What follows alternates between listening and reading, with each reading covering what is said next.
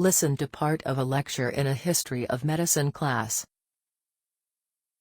Penicillin was first discovered in 1928, and quite by accident. This accidental discovery has changed the course of medicine, because penicillin is the first naturally occurring antibiotic drug that is effective against numerous life-threatening illnesses, such as meningitis, pneumonia, and syphilis. Before I begin the lecture on penicillin, I would like to touch on what penicillin is. What is penicillin? Well, penicillin is a type of antibiotic, a medication used to manage and treat a wide range of infections caused by susceptible bacteria. It is important to note that penicillin is an antibiotic, which means it is used to treat bacterial infections, and not viral, fungal, or parasitic infections. Now, the definition of an antibiotic is something we should take a look at. An antibiotic is a medicine that destroys or inhibits the growth of other microorganisms. The origin of penicillin goes back to the 1800s, when painkillers, anesthetics, and antiseptics were not yet discovered and used. At this time, people were not aware of how prevalent and pervasive germs and bacteria were. Can you imagine how the common practice of washing hands was once considered odd and strange in the 19th century? Because of that, it was common practice in operating rooms to reuse surgical instruments without sterilization. As a result, a great number of women died during childbirth due to puerperal sepsis, commonly known as childbed fever. This fever was largely caused by an infection after childbirth. Infection readily transferred from patient to patient, due to a lack of hygiene in hospitals. In 1847, Ignaz Semmelweis discovered that childbed fever could be prevented if medical professionals washed their hands, which kept the germs from spreading. Years later in 1867, British surgeon Joseph Lister became the first to implement an antiseptic method in surgical procedures.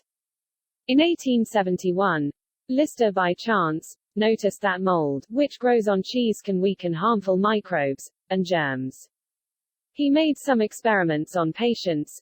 However, his work was not fully recognized by the medical community.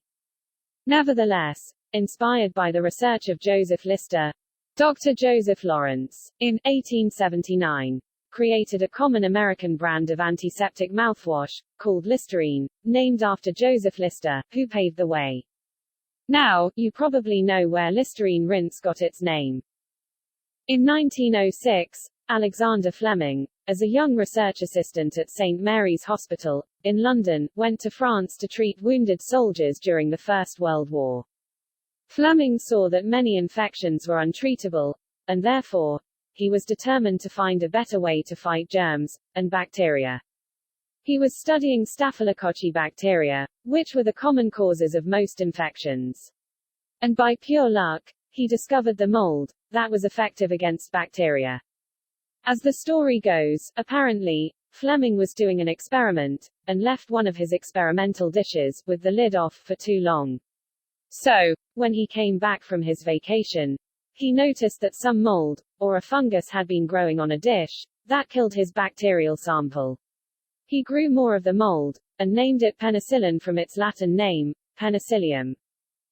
But Fleming did not fully realize the significance of his discovery for at least another decade. He claimed he had difficulties in isolating and stabilizing penicillin, and producing mass quantities for experiments, which prevented him from realizing its full potential.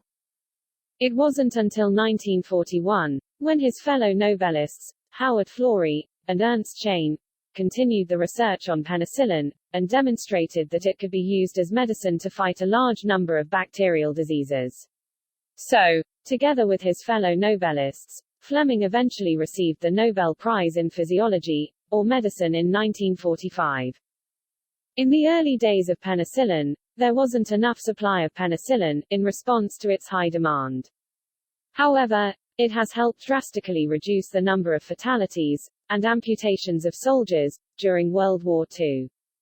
And by the time the war ended, the widespread use of penicillin started, as U.S. companies started making billions in units each month.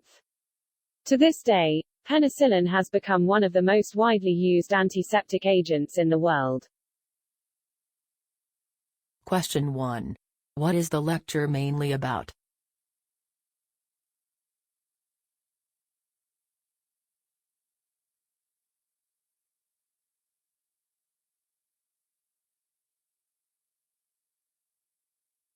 Question 2. What can be inferred about an antibiotic?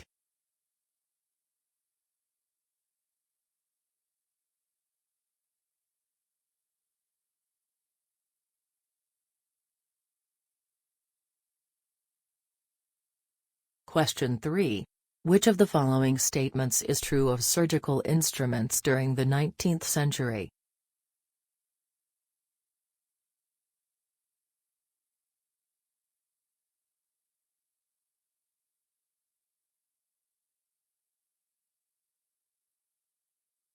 Question 4.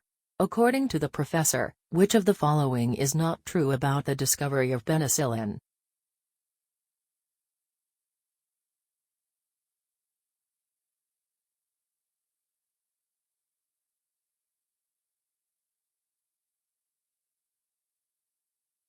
Question 5. In what order is the lecture organized?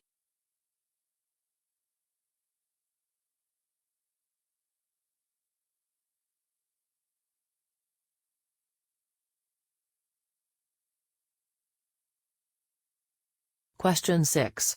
Which of the following is true about penicillin?